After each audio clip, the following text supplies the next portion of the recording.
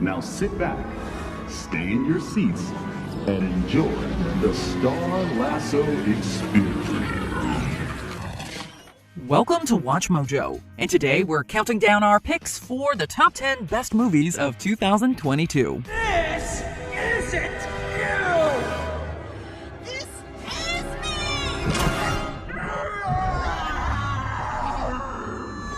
For this list, we're looking at feature films that captured the zeitgeist of 2022, standing out as the year's best examples of pure cinema. What's your favorite movie of 2022? Let us know in the comments. Number 10, Black Panther: Wakanda Forever. They came from the water. They have superhuman strength. He's coming for the surface world. Following a film as successful and impactful as Black Panther was a daunting task. Continuing the story after Chadwick Boseman's unexpected passing sounded like an impossible task. In a king-sized effort, Ryan Coogler delivered a sequel that worked as a touching tribute to Boseman and a respectful passing of the torch. While it's hard to top the original, Wakanda Forever improves upon several elements, namely the CGI. The performances are as captivating as ever, with Angela Bassett turning in a Best Supporting Actress-worthy performance. I am queen of the most powerful nation in the world! And my entire family is gone! Have I not given everything? The film is also a feat of world building, with locales like Wakanda and Talokan being grounded in fiction, but feeling real. You'll cry within the first few minutes, and just when your tear ducts are dry, the ending will get to you. Show them who we are. Number 9, The Banshees of Inisherin. Harlem, Sonny, Larry. Didn't you and he used to be the best of friends? We're still the best of friends. No, you're not. Who says we're not? Sit somewhere else. Martin McDonagh reunites Colin Farrell and Brendan Gleeson, but The Banshees of Inisherin is a much different film than In Bruges. It's an anti-buddy picture about a bromance crumbling. As the Irish Civil War looms in the background, another war arises between Farrell and Gleeson's characters. While the story takes some twisted turns, it's a surprisingly relatable film about human nature. We empathize with the lonely Farrell's desire to preserve their friendship, but we can also identify with Gleeson's need to focus on his legacy. Do you know who we remember for how nice they was in the 17th century? Who? Absolutely no one. Yet we all remember the music of the time. Everyone to a man knows Mozart's name. Stuck in the middle is Carrie Condon in a breakthrough role as Farrell's sister, who dreams of a better life beyond her dreary island. Funny, tragic, and at times almost mystical, Banshees is a profound breakup movie unlike any other. Why aren't you talking to Barry no more? That wouldn't be a sin now, would it, Father? No, but it's not very nice either, is it?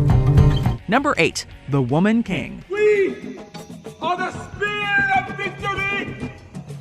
We are the blade of freedom! We are the Homeland! Hollywood historical epics aren't what they used to be. The Woman King takes us back to a bygone era of rousing battles and almost Shakespearean drama, but with a few progressive twists. Viola Davis is such a commanding screen presence that it's a wonder why she hasn't played more action heroines. It's difficult to imagine anyone other than Davis starring as General Naniska, who leads an equally fierce ensemble that includes the charismatic Lashana Lynch and relative newcomer Tuso Mbedu. But you don't know where you're going. We need smart warriors. The dumb ones die quickly. I'm not dumb. Then show me. With her debut film over 20 years ago, Love and Basketball, director Gina Prince Bythewood sought to normalize seeing women in athletic roles. The Woman King pulls off a similar feat, but on a grander scale, showing women everywhere there's a warrior and leader within. To the victor!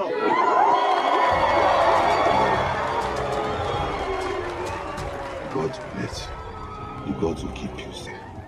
Calling pop culture superfans everywhere. Do you love to argue with Watch Mojo's top 10 ranks? Introducing Watch Mojo's first and very own party game. Bring your superpowers to the table and fight for your pick to be at the top of the list. It's all the fun of the comment section, but in real life. Number 7, Avatar: The Way of Water. Let's get it done.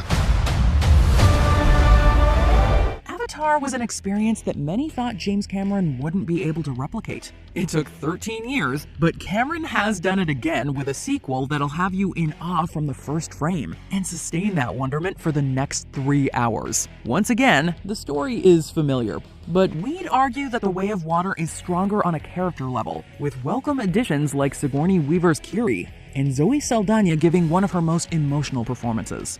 This is our home! I need you with me, and I need you to be strong. Cameron excels in the visual storytelling department, taking us to new parts of Pandora that are atmospheric, layered, and jaw-droppingly gorgeous. The action sequences are also among Cameron's best, the climax being a triumph of cinema. 3 more sequels? Yep, we're in. The way of water connects all things. Before your birth and after your death. Number 6, The Batman. The city's angry. Scarred. Like me. There are several live-action Batman movies, but Matt Reeves' interpretation stands out for an assortment of reasons. It's arguably the first to feel like a genuine detective movie. Pattinson's Penguin and Zoe Kravitz's Catwoman are also among the best versions we've seen of those classic characters. The story belongs to Robert Pattinson's Batman, though. When we say that, we mean that Bruce Wayne largely takes a backseat to his alter ego. Number 5, The Fabelmans. You dismiss what he does as playful or imaginative. You could afford to be a little encouraging. The Fabelmans might not be Steven Spielberg's absolute best movie, but it is his most personal. And for anyone who's grown up watching Spielberg's films, this family drama is bound to be a deeply personal experience as well. Between Michelle Williams' angelic mother figure and Paul Dano's more practical father figure, we receive a better understanding of how Spielberg became the filmmaker he is today. I'm asking you to do this now for your mom. Yeah, and I said that I will, just not tomorrow. Don't be selfish. She just lost her mother. That's more important than your hobby. Dad, can you stop calling it a hobby? Sammy Fabelman serves as a vessel for the legendary director, with Gabriel LaBelle and Matteo Zorian Francis DeFord being the spitting images of a young Spielberg. In addition to celebrating Spielberg's youth, The Fabelmans is a love letter to cinema, from its craft to the real-life stories that inspire what we put on the screen. You stop making movies, I'll break your mother's heart. I don't know what to do anymore. You do what your heart says you have to. Number 4, Guillermo del Toro's Pinocchio. You wanted me to live. You asked for me to live. Who are you? My name is Pinocchio. The latest version of Pinocchio opens by telling us that this isn't the story we think we know. Yeah, we've heard that one before, but Del Toro's take on the classic story is not only unique, but arguably the first to rival the Disney classic. The decision to tell this tale through stunning stop-motion animation was brilliant on multiple levels. Of course, Pinocchio himself is a puppet, but the same can be said about many others in Benito Mussolini's Italy. Our country comes first. This boy cannot be killed. He's the ideal soldier. This approach amounts to a fresh story about individuality while still maintaining the core messages about showing others empathy. It's a film as much for adults, with themes of parenthood, mortality, and personal growth tying in perfectly with the story we thought we knew. I'm a star, Papa. A star. They love me. They accept me. Number 3, Triple R.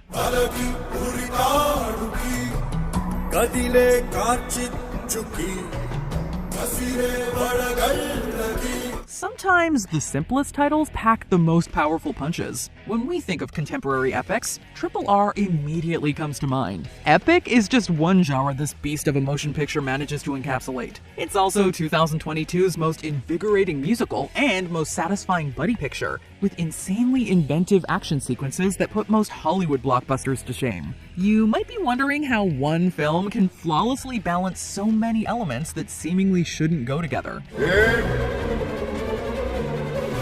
Shoot! Simply put, it's an experience you need to see to believe. Director S.S. Rajamouli had already produced some of India's most successful films. Still, he outdid himself with this Herculean effort that will have you rising, roaring, and revolting against more conventional entertainment.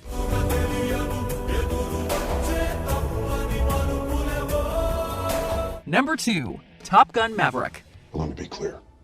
This will be your last post, Captain. You fly for Top Gun, or you don't fly for the Navy ever again. Even in an era of nostalgia, there's always a risk in resurrecting a decades-old franchise like Top Gun, especially with the pandemic forcing audiences to be more selective. Although Maverick was flooded with streaming offers, Tom Cruise insisted that the long-awaited sequel be reserved for the big screen. You know what happens to you if you go through with this. I know what happens to everyone else if I don't. This gamble paid off in spades, becoming Paramount's biggest movie domestically and Cruise's highest-grossing film worldwide. With spectacular action that places you right in the cockpit, this wasn't just a movie you needed to see on the largest screen possible. It was an experience that required second and even third viewings. It's the kind of summer blockbuster that Hollywood just doesn't seem to produce anymore. With any luck, though, perhaps more studios will follow director Joseph Kosinski's example. This isn't a joke. I asked you a question. I'm where I belong, sir. Before we unveil our top pick, here are some honorable mentions. Barbarian, the year's most surprising, unsettling, and occasionally hilarious horror offering. Keith.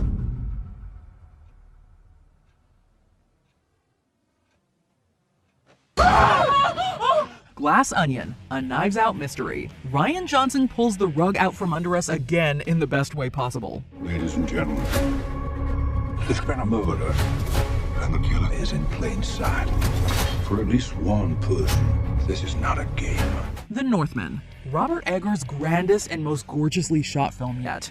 I am Amlet the Beowulf, son of King Audemon and Warraven, and I am his virgin! All Quiet on the Western Front, a worthy successor to the 1930 Best Picture winner that stands on its own.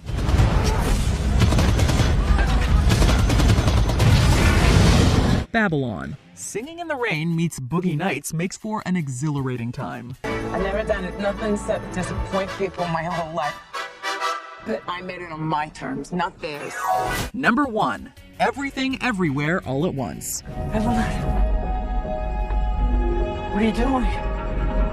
I'm learning to fight like you. Everything Everywhere All at Once is something of a miracle by modern standards. A film that's funny, touching, heart-racing, visually ambitious, philosophically stimulating, and boldly original. To top it all off, audiences sought the film out almost through word of mouth alone, making back almost 4 times its $25 million budget. The exceptional ensemble includes a career best performance from the legendary Michelle Yeoh, a comeback from Ke Huy Quan, and a star-making turn from Stephanie Hsu.